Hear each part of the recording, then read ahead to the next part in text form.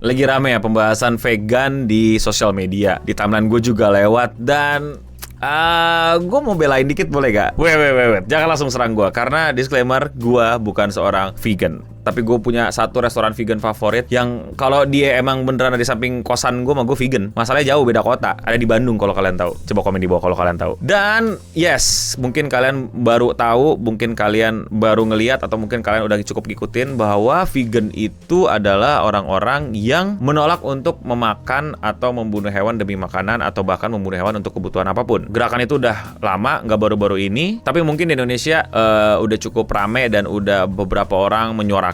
Which is fine, menurut kepercayaan gue, lu pada berhak untuk menyuarakan apapun. Tapi penyuaraan lu juga berhak sama orang untuk dikritisi. Kepercayaan gue sih gitu. Tapi kenapa sih tanpa kayak ada perkumpulan gitu, ada langsung anti vegan, tanpa harus berserikat atau bersatu suara, satu narasi, tiba-tiba kayak kok kita semua punya keresahan yang sama yuk, kayak gak cocok gitu loh sama narasi-narasi vegan. Kenapa itu bisa terjadi dan apa itu vegan sebenarnya? Welcome to acara dimana gue gak tahu ini namanya apa, komen di bawah. Disclaimer dulu, gue bukan ahli vegan, gue bukan seorang vegan, tapi beberapa temen gue vegan, gue belajar dari mereka dan tentu modal googling dan lain-lain. Jadi sangat terbuka untuk teman-teman untuk kritisi gue atau koreksi gue. Dan di video kali ini jujur gue emang niatnya mau agak belain, karena narasinya udah jadi kayak pokoknya lu vegan lu salah. Oke, vegan itu apa sih? Ya kalau menurut gue gampangnya adalah ya tadi, menolak membunuh hewan untuk kepentingan apapun, sehingga otomatis dia nggak bisa makan hewan, sehingga yang dia makan adalah tumbuh-tumbuhan. Alasannya bisa berupa moral, bisa etik, seperti hewan berhak hidup, hewan bisa merasakan sakit, cinta sama hewan, manusia juga hewan, dan lain-lain. Tapi ada lagi tuh kalau kalian tahu namanya vegetarian, yang dimana mereka correct me if I'm wrong ya, seingat gue tuh ya menghindari makan hewan karena biasanya lebih kepada masalah kesehatan, tapi mereka masih oke tuh untuk makan susu, telur, madu. Nah kalau vegan tuh produk turunan hewan pun gak dimakan, susu, madu, telur kagak dimakan, apalagi hewannya. Nah ada lagi versi lainnya yang namanya plant based, yang dimana kayak pola diet, pola makan, yang dimana diupayakan untuk lebih banyak makan sayur-sayuran dibandingkan daging-dagingan hewan. Tiga-tiganya yang paling bener yang mana bang? Ya nggak ada yang salah juga dalam konteks apa dulu nih. Ini gue langsung belain aja ya, karena menurut gue vegan itu bagus. Seriusan deh, lu silakan tanya dokter, lu silakan tanya ahli gizi, apakah makanan vegan, vegetarian, plant based itu bagus aja dan oke aja. Gue nggak bilang yang paling sempurna, gue nggak yang bilang paling menyehatkan, gue nggak bilang paling cocok buat gym bros dan lain-lain, nggak. Cuman ya pola hidup makan vegan itu menyehatkan loh. Vegan, vegetarian, plant based, bahkan kalau lu mungkin punya orang tua yang punya penyakit kronis di umur-umur yang udah lumayan, itu pasti banyak dokter, di pengalaman gue ya, dan mungkin kalian juga sama, makanya gue nanya ke kalian, itu disarankan sama dokter untuk mengubah gaya makannya menjadi lebih plant based. Ya mungkin nggak disuruh langsung ekstrem jadi vegan dan vegetarian ya. Ya jelas lah, siapa yang mengelakkan atau mengabaikan manfaat-manfaat dari tumbuh-tumbuhan untuk manusia. Dari kecil kita udah belajar lah kalau ya sumber vitamin, mineral, dan lain-lain.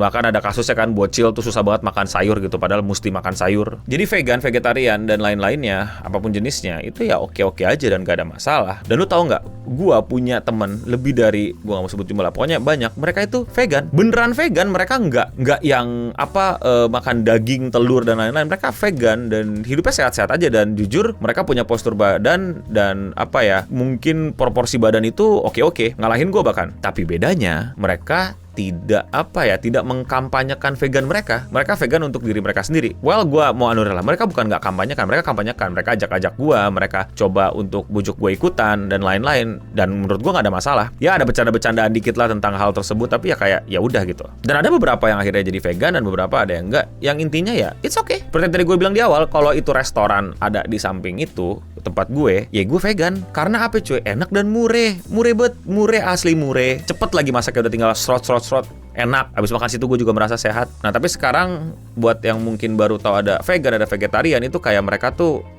kayak expose tuh sama yang kurang oke duluan, sama yang mungkin udah terlalu moralis duluan, sehingga kalian tuh jadi kayak takutnya langsung, lu vegan lu jelek, lu vegan lu nyebelin dan lain-lain gitu loh. Well, gue tidak menutup mata bahwa gue sendiri yang cukup ngikutin berita-berita di luar Indonesia, vegan-vegan di luar sana tuh nyebelin parah kalau kampanye. Ini juga yang bisa gue kritisi ya, maksudnya tadi kan gue udah belain nih, sekarang gue kritisi gitu ya. Gue nggak mau ngomongin yang di Indonesia lah, gue ngomongin di luar. Lu tau nggak sih ada yang kampanye itu nuangin botol-botol susu di lantai gitu, terus nggak dibayar. Kan yang ngegantiin kan pegawainya, terus kagak dibersihin. Kan yang bersihin kan cleaning service-nya. Jadi kayak apa yang mau lu tunjukkan pada dunia gitu. Gue orang marketing bro, gue tahu bagaimana marketing bekerja. Gue bekerja marketing udah berapa belas tahun gitu. Maksudnya ya walaupun sosial media, tapi kayak kalau lu tahu ya, ini juga kritik gue di berbagai macam organisasi ya. Kalau lu menyuarakan lu punya gerakan dengan cara yang nyebelin, gimana orang mau ngikut gitu? Ngerti gak sih lu? Tumpahin susu ke lantai, bilang bunuh hewan salah, bunuh hewan berarti nggak bener, berarti jahat dan lain-lain. Orang digituin bukannya malah jadi, wah aku jadi pengen vegan gitu kan? Enggak ya. Jatuhnya kan malah jadi kayak, ih, nah apa dah lu gitu kan? Dan itu sering terjadi loh di gerakan-gerakan yang seperti itu. Kenapa lu berusaha untuk mencari viralitas tentang hal yang keras dan lain-lain, tapi lu udah bandingin belum resultnya gitu, kayak apakah bener orang jadi terconvert, apakah bener orang jadi terinfluence sama lu dan akhirnya ngikut untuk jadi vegan nih gitu dan lain-lain. Instead of pakai cara-cara yang menurut gue lebih persuasif, lebih ya kayak tadi aja sesimpel manfaat-manfaat dari vegan gitu, manfaat gizinya, manfaat murahnya mungkin dan lain-lain, kesehatannya, kebugarannya, atau ya lingkungannya dan lain-lain. Tapi kenapa ya demen banget gitu ya sampai ke Indonesia gitu pesannya nyebelin. Dan kalian beneran, gue beneran pengen ngobrol gitu sama yang suka bikin campaign kayak gini. Emang berhasil ya kayak gitu ya? Swear dah. Gue ngomong kayak gini juga ke PETA ya, by the way, yang perlindungan hewan gitu. Mereka selalu mempermasalahin hal yang kayak nggak krusial gitu, yang membuat orang kayak wah keren banget PETA, pengen banget gue join dukung PETA dan melakukan donasi ke PETA gitu. Jatuhnya kan malah jadi kayak hah? Gue udah bikin 2 video tuh. Yang pertama ada sapi di Mario Kart, sapi fiksi, sapi balapan mobil aja kan udah salah gitu loh. Bukan salah dalam artian keliru, tapi kayak udah salah kalau lo ributin gitu kan. Terus diributin karena di hidungnya ada cincin gitu. Katanya menormalisasi, takut orang-orang jadi beranggapan bahwa sapi itu wajar dicincin gitu. Sapi balapan mobil aja udah nggak wajar.